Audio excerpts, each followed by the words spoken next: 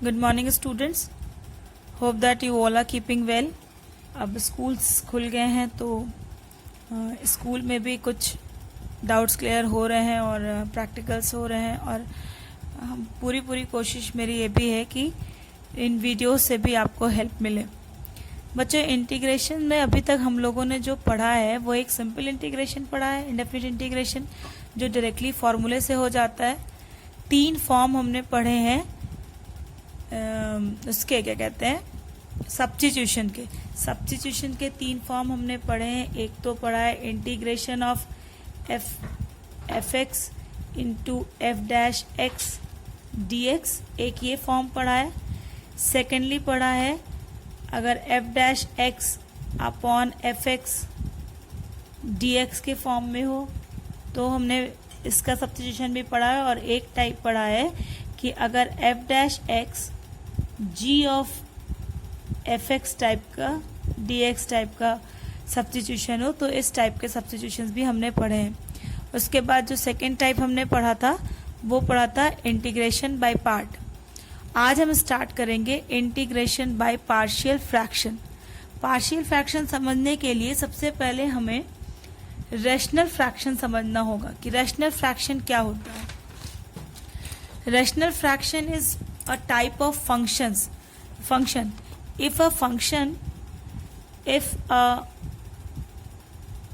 function is of the form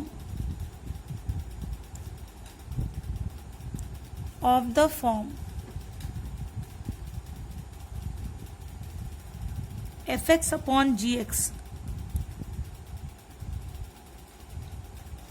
upon gx, ठीक है। अगर कोई फंक्शन इस फॉर्म में दिया हो एफ एक्स और जी एक्स के फॉर्म में दिया हो where F X and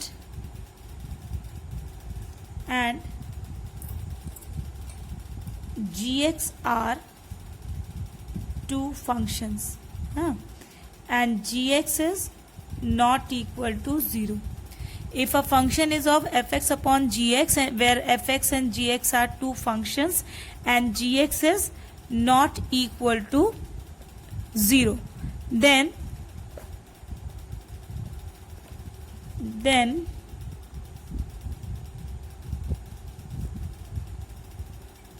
it is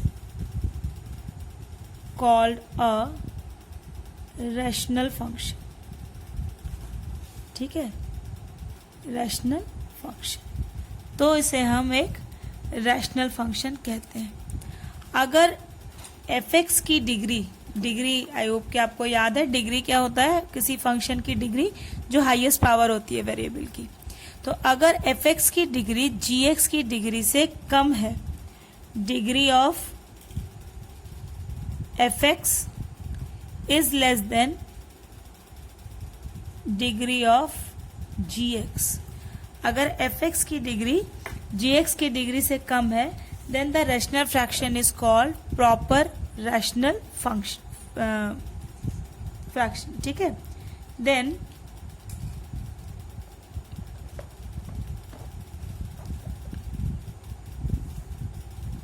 if degree of fx is less than degree of gx then fx upon gx is called a proper rational function, ठीक है। Otherwise it is improper. अगर ऐसा नहीं है, अगर degree of F X is greater than equal to G X then it is not a proper, it is called improper fraction rational function. अगर improper rational function है तो उस condition में हम एफ एक्स, आपको एल्गोरिथम याद होगी कि अगर कोई फंक्शन एफ एक्स है तो इसको हम हमेशा g x into q x plus r x के फॉर्म में लिख सकते हैं, वेयर डिग्री ऑफ आर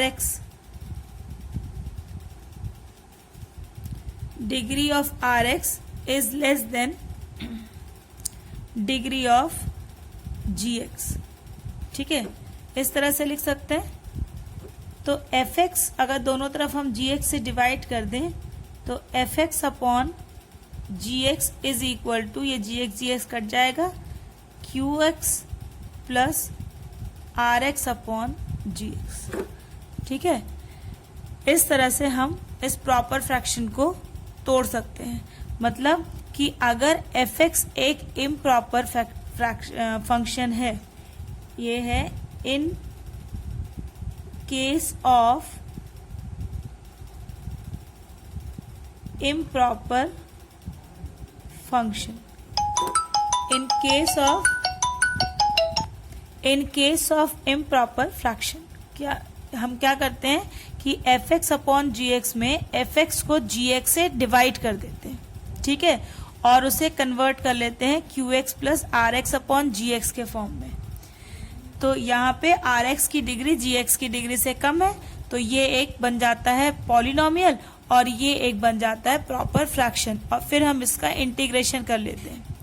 ठीक है, लेकिन अगर प्रॉपर फ्रैक्शन है तो उसे हम क्या करते हैं, अगर प्रॉपर फ्रैक्शन है तो उसे हम डिकम्पोज करते हैं पार्शियल फ्रैक्शंस में।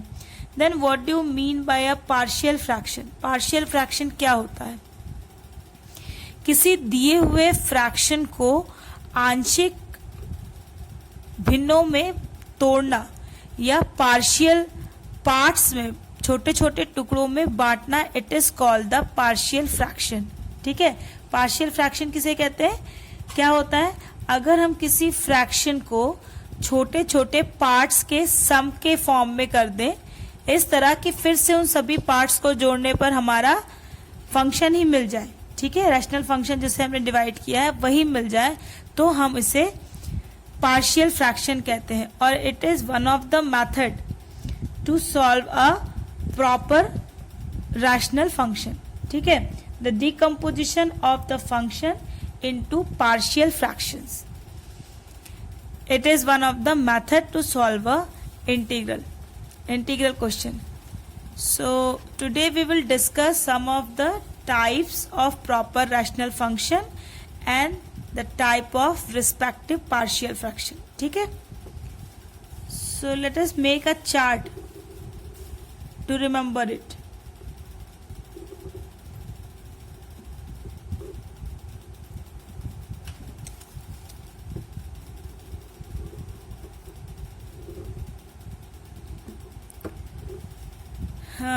Type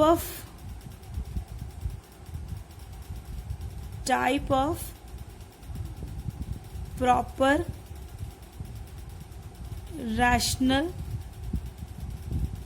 function and this side type of partial fraction.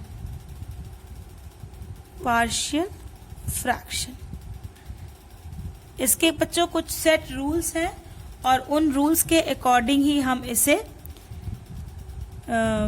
Decompose करते हैं। The first one is, if the fraction is given in the form px plus Q upon x minus a into x minus b, ठीक है, where a is not equal to b, तो इसको हम equal to लिखते हैं a upon x minus a plus b upon x minus b, where a and b are two constant. ठीक है, if the equation is in the form, if the rational function is of the form px square plus qx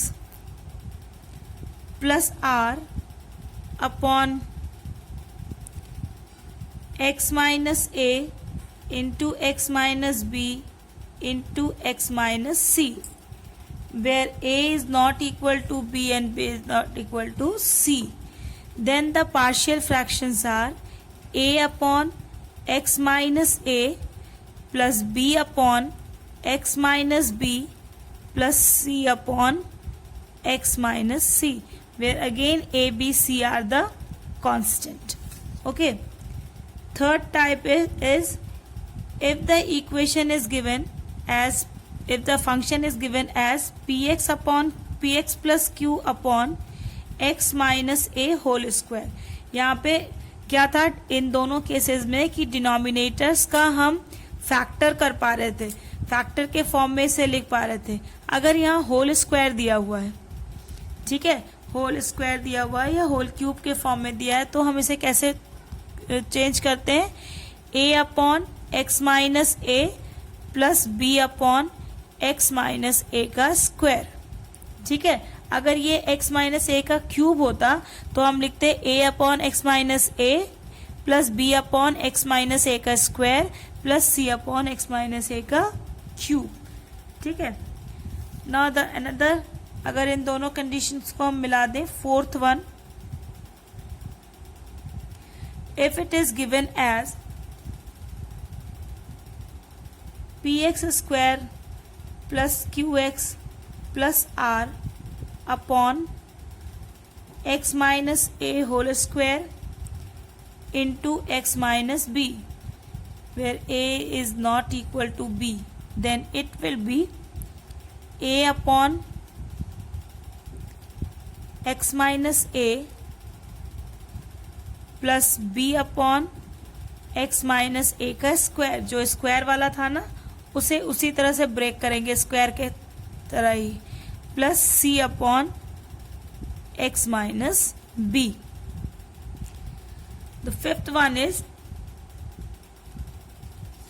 if it is given as px square plus qx plus r upon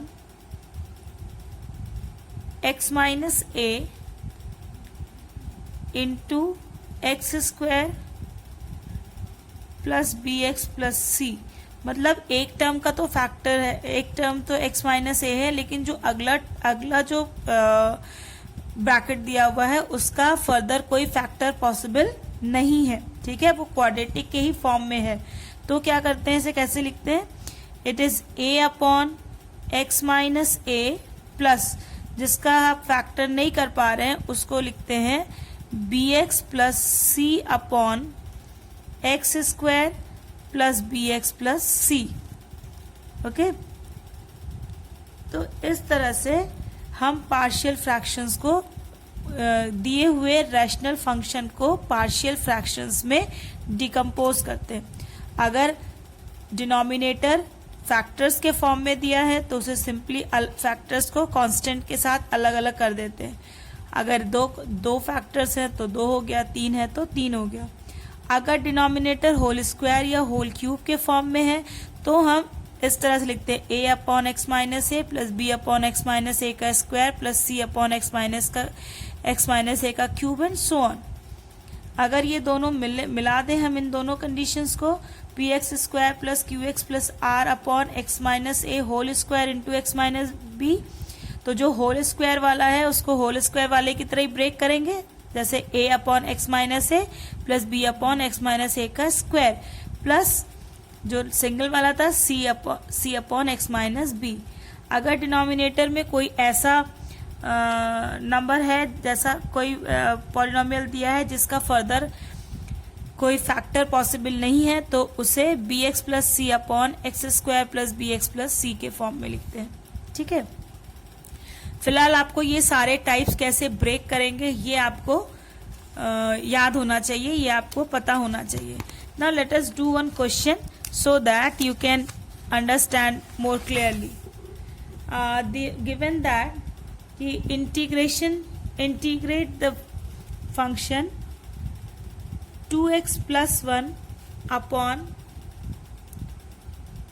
x plus 1 into x minus 2 dx। बच्चों यहाँ पर कोई भी direct formula लगता हुआ नहीं दिख रहा है, ना ही कोई सब्स्टिट्यूशन बन रहा है। तो इस तरह के क्वेश्चंस को हम, और ये रैशनल फंक्शन के फॉर्म में है, तो इस तरह के क्वेश्चंस को हम पार्शियल फ्रैक्शन से करते हैं, ठीक है। तो सिर्फ हम इस फंक्शन को पहले कंसिडर करेंगे। It is 2x plus 1 upon x plus 1 into x minus 2। सो अलग अलग फैक्टर्स दिए हैं, 2 लीनियर फैक्टर्स दिए हैं डिनोमिनेटर में, तो इसको कैसे लिखेंगे, a upon x plus 1 plus b upon x minus 2। a upon x plus 1 into plus b upon x minus 2। Now जो लेफ्ट हैंड साइड का डिनोमिनेटर है, इस डिनोमिनेटर से दोनों तरफ मल्टीप्लाई कर दीजिए। Now multiplying both side by x plus 1 into x minus 2, so it is equal to 2x plus 1, क्योंकि ये दोनों कट जाएगा, मल्टीप्लाई करेंगे तो a into X minus 2 plus b into X plus 1, so it is equal to ax minus 2a plus bx plus b। Multiply कर दिया, ax minus 2a plus bx plus b। Now collect the coefficients of x at one place. It is a plus b into x and constant at one place. So plus b minus 2a, ठीक है। It is equal to, इधर दिया है 2x plus 1। Now here the coefficient of x is a plus b and here the coefficient of x is 2. Here the constant term is b minus 2a, here the constant term is 1. So compare the coefficients on both sides. Comparing the coefficients, क्या होगा, a plus b is equal to 2, this is equation 1, and minus 2a plus b is equal to 1, equation number 2. Now subtract these two, plus minus minus on subtracting, है ना। ये कितना हो जाएगा, plus B minus B cancel, plus 2 plus A plus 2a plus a, it is equal to 3a is equal to 2 minus 1 1, so a is equal to 1/3। okay, a की value कितनी आ गई, 1/3। now put the value of a in equation 1। equation 1 क्या दिया था, a plus b is equal to 2, it implies b equal to 2 minus a, so it is equal to 2 minus 1/3, it is equal to 5/3। b is equal to 5/3। now put these two values equation in, let it is the equation a, ठीक है। so putting the value of a and b in equation a, equation a में a और b की value put करने पर, तो equation A क्या था, 2x plus 1 upon x plus 1 into X minus 2, it is equal to a की value कितनी है, 1/3, so 1/3 into X plus 1 plus b की वैल्यू कितनी है, 5/3, so 5/3 into X minus 2।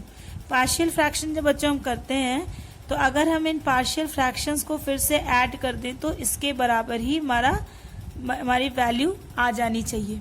You can check it, देखो यहाँ से 3x plus 1 into X minus 2 LCM हो जाएगा, तो 3x प्लस 1 कट गया, यहाँ से बचा x माइनस 2 और plus 5 into X plus 1, so it is equal to x minus 2 plus 5x plus 5 upon 3 into x plus 1 into x minus 2, तो 5x plus x 6x और 5 minus 2 plus 3 upon 3 into x plus 1 into x minus 2, you can take 3 as common, so 2x plus 1 upon 3 into x plus 1 into x minus 2, 3 cancel, 2x plus 1 upon x plus 1 into x minus 2 आ गया ना LHS फिर से।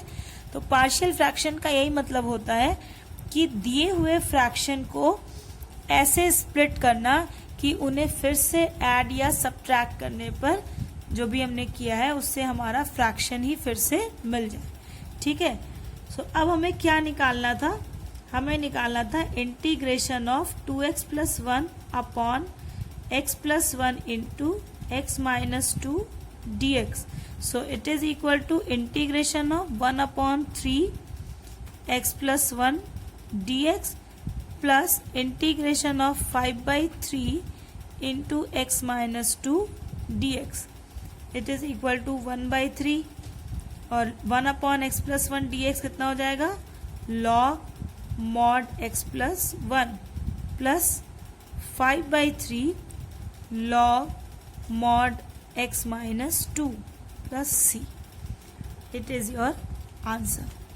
तो बच्चों इस type के questions में जहाँ पे कि रैशनल फंक्शन दिया हो वहाँ पे उसे सॉल्व करने के लिए आपको पार्शियल फ्रैक्शन के सभी टाइप्स याद होने चाहिए. अगर पार्शियल फ्रैक्शन के सभी टाइप्स याद है तो आप उसे पार्शियल फ्रैक्शन में पहले आप देख लेंगे कि ये प्रॉपर रेशनल फंक्शन है कि नहीं. अगर प्रॉपर रेशनल फंक्शन है तो उसे पार्शियल फ्रैक्शन में चेंज कर लीजिए और फिर आप उसे सॉल्व करके बहुत आसानी से इंटीग्रेशन कर सकते हैं. ठीक है, इंटीग्रेशन मोस्टली पार्शियल फ्रैक्शन वाले इंटीग्रेशन जो है वो एक लाइन में ही हो जाते हैं. सारा जो कैलकुलेशन है वो पार्शियल फ्रैक्शन निकालने में ही होता है. एक क्वेश्चन और हम करते हैं इम्प्रॉपर फ्रैक्शन का. से दिया है integration of x² upon x² - 4x x² - 4x + 3 dx. ये इम्प्रॉपर रैशनल फंक्शन है. It is not a proper rational function क्योंकि न्यूमरेटर की भी डिग्री 2 है और डिनोमिनेटर की भी डिग्री 2 है. तो इसके लिए हम क्या करते हैं कि हम डिवाइड कर देते हैं. x² को डिवाइड कर देंगे हम x² - 4x + 3 से. तो 1 टाइम जाएगा, 1 टाइम करेंगे कि यहाँ x² है, यहाँ भी x² है पहला टर्म. तो it is x² - 4x + 3. Now on subtracting it will be minus, it will be plus and again it will be minus. So plus x² - x² cancel. क्या बचा, 4x - 3. तो it means कि x² upon x² - 4x + 3 is equal to quotient 1 plus remainder 4x - 3 upon x² - 4x + 3. ठीक है, divide करेंगे तो quotient plus remainder upon divisor. Okay, अभी हमने पीछे पढ़ा था fx upon gx is equal to fx upon gx is equal to qx plus rx upon gx. qx क्या है, क्वोशिएंट फंक्शन है. तो यहाँ पे क्वोशिएंट कितना आया था, 1 आया था. Reminder 4x - 3 upon divisor x² - 4x + 3. Now हमें क्या चाहिए था, हमें चाहिए था इसका इंटीग्रेशन. इंटीग्रेशन चाहिए था ना. तो इंटीग्रेशन में जो पहला पार्ट है 1 का, तो LHS का integration is equal to RHS का इंटीग्रेशन. तो पहले पार्ट का इंटीग्रेशन तो सीधे हो जाएगा 1 dx मीन्स x. लेकिन जो दूसरा पार्ट है वो क्या है, एक प्रॉपर रैशनल फंक्शन है 4x - 3 अपॉन x² - 4x + 3. इसको हम पार्शियल फ्रैक्शन में चेंज करेंगे. It is equal to 4x - 3 upon x² - 4x + 3 is equal to, इसको इक्वेशन 1 लिख के हम छोड़ देते हैं. अभी इसकी वैल्यू यहाँ हम पुट करेंगे. तो ये इक्वल टू हो जाएगा 4x - 3 अपॉन, इसका फैक्टर कर सकते हैं, x² - 3x - x + 3 है ना. So it is equal to 4x - 3 upon x common ले लेंगे तो x माइनस 3, -1 कॉमन ले लेंगे तो x minus 3. So it implies it is equal to 4x minus 3 upon x minus 3 into x minus 1. इसको partial fraction में अगर divide करेंगे तो क्या आएगा ये a upon x minus 3 plus b upon x minus 1. Again multiplying both side by x minus 3 into x minus 1. It will be 4x minus 3 is equal to a into x minus 1 plus b into x minus 3. इसको निकालने का एक और भी तरीका है. पहले एक बार आप इसमें put x equal to 1, x equal to 1 put कर दीजिए. तो 4 into 1 minus 3 is equal to a into 1 minus 1 plus b into 1 minus 3, है ना. तो 4 1 जा 4 minus 3 is 1 is equal to a into 0, 0 हो गया. और ये कितना हो गया -2b. 1 minus 3 is -2, so -2b. तो यहां से v की वैल्यू कितनी आ गई. So we get b is equal to -1/2. ना इन दिस सेकेंड इक्वेशन, इसी सेकेंड इक्वेशन में ही अगर हम x इक्वल टू 3 पुट कर दें तो x इक्वल टू 3 पुट करेंगे तो ये टर्म जीरो हो जाएगा, b वाला term. So it will be 4x minus 4x है ना. तो 4 into 3 minus 3 is equal to a into x minus 1. So it will be 3 minus 1 plus b into यहाँ पे कितना है x माइनस 3 है ना. तो 3 माइनस 3 0 हो जाएगा. तो 4 3 का 12 minus 3 9 is equal to 2a. तो it implies a is equal to 9/2. Now तो therefore put these two values in this equation. So 4x minus 3 upon x minus 3 into x minus 1, that is also equal to 4x minus 3 upon x square minus 4x plus 3. यही तो था जिसे हमने break किया था इसमें. तो it is equal to 9/2 x minus 3, 9/2 into x minus 3, क्योंकि a की वैल्यू 9/2 आई थी और प्लस इंटू माइनस b की वैल्यू माइनस में आई थी. Plus into minus minus 1/2 x minus 1. So from equation 1, ये जो इक्वेशन 1 हमारा था, यहाँ पे हम इस फ्रैक्शन की प्रॉपर फ्रैक्शन की वैल्यू पुट करें तो x square upon x square minus 4x plus 3 is equal to 1 था ऐसे ही. तो 1 प्लस और इस फंक्शन की वैल्यू हो गई 9/2 into X minus 3 minus 1/2 into x minus 1. Now do the integration of both side. तो ये हो जाएगा 1 dx. तो 1 dx है तो x, ये 9/2 कांस्टेंट है, बाहर रहेगा. Integration of 1/x minus 3 dx is log mod x minus 3 minus 1/2 constant है तो फिर log mod x minus 1 plus c. It is your answer. So in this way you can do the integration by partial fractions. Proper अगर है तो आप directly उसका partial fraction कर लीजिए, और अगर इम्प्रॉपर है तो पहले आप इस तरह से डिवीजन करेंगे और डिवीजन करने के बाद आप उसमें से एक मिलेगा पॉलिनोमियल और एक मिलेगा प्रॉपर फ्रैक्शन. फिर उस प्रॉपर फ्रैक्शन का पार्शियल फ्रैक्शन से इंटीग्रेशन कर सकते हैं.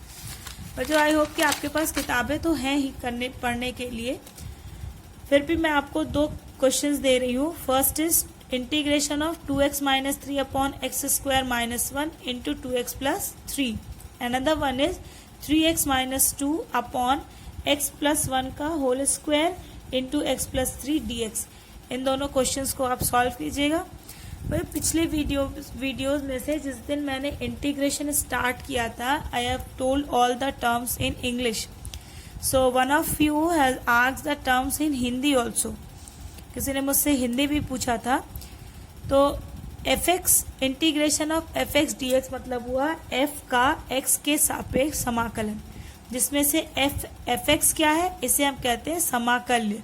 ठीक है, fx क्या है, समाकल्य. और ये जो x है मतलब वेरिएबल ऑफ द इंटीग्रेशन, इसको कहते हैं समाकल्य का चर. चर मतलब वेरिएबल. और जो इसमें हम c जोड़ते हैं लास्ट में आंसर में, द इंटीग्रेशन कांस्टेंट, इसे हम कहते हैं समाकलन का स्थिरांक। ठीक है, तो ये हिंदी की टर्मिनोलॉजीज हैं और इस तरह से आप पार्शियल फ्रैक्शंस की मदद से इंटीग्रेशन को सॉल्व कर सकते हैं। So it is all for today, keep on practicing, bye.